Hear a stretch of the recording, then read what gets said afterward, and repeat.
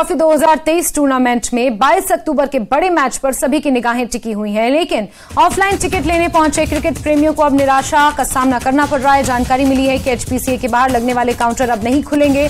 Offline online टिकटों की बिक्री फिलहाल पूर्णतः बंद कर दी गई है। लगातार मिल रही शिकायतों और न्यूज 18 JKLH से मिली टिकटों को ब्लैक की जानकारी के बाद इसका फैसला लिया गया है। एचपीसीए, आईसीसी और बीसीसीआई प्रबंधन को इस बारे में जानकारी दी गई है।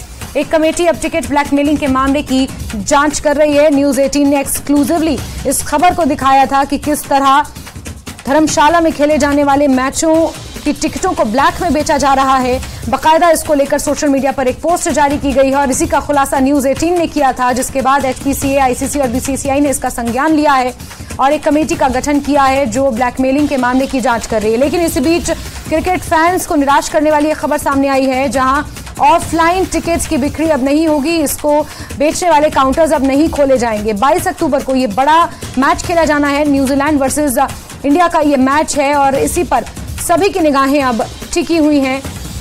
लेकिन इस बीच एक खबर निकल कर आई है, जहां ऑनलाइन ऑफलाइन टिकटों की बिक्री फिलहाल पूर्णतः बंद कर दी गई है।